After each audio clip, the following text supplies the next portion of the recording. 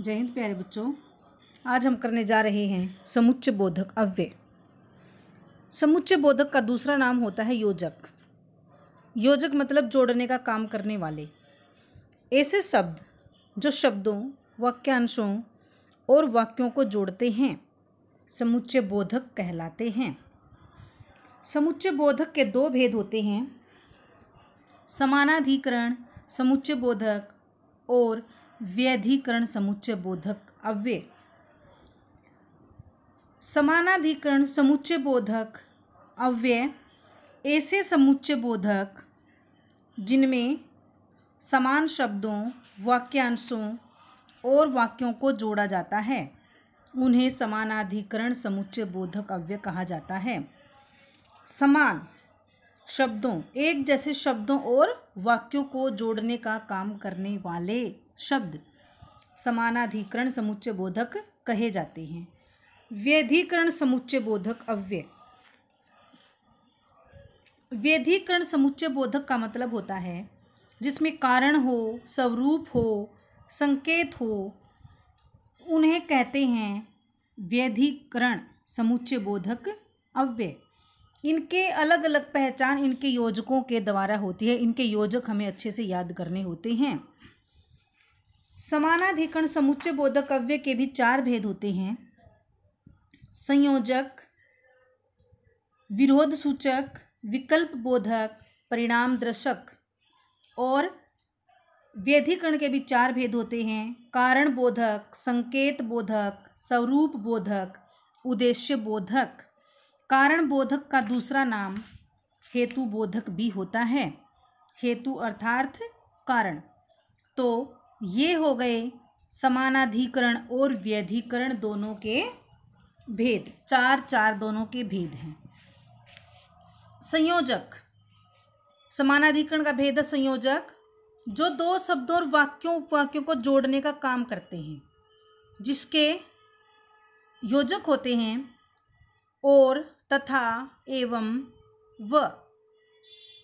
इनके द्वारा संयोजक की पहचान होती है। योजकों के द्वारा इनकी पहचान होती है। विभाजक का मतलब होता है विकल्पक, विकल्प जिसमें आए, अथवा, या। आप चाय लेंगे या कॉफ़ी, मधु रसगुल्ले खिलाएगी न कि समोसे खिलाएगी। न कि का मतलब भी या, तो वो हो गया विभाजक।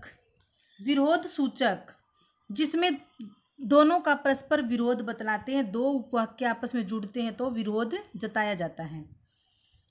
ईला ने चलना था परंतु बेला चल पड़ी। वह सो रहा है परंतु श्याम पढ़ रहा है। विरोध जताना। परिणाम सूचक, ऐसे समुच्चय बोधक शब्द जो दो वाक्यों को जोड़ते हैं और दूसरे के परिणाम का बोध कराता है, परिणाम सूचक समुच्चय बोधक कहे जाते हैं। इसके योजक हैं इसलिए, ताकि, अन्यथा, अतएव। और विरोध सूचक योजक थे परंतु, लेकिन, बल्कि, मगर, पर, किंतु आदि। तो प्यारे बच्चों, योजकों के द्वारा ही हम इनकी पहचान करते हैं, जो योजक मैंने बताए हैं। व्यधिकरण समुच्चय बोधक का भेद है संकेतवाचक।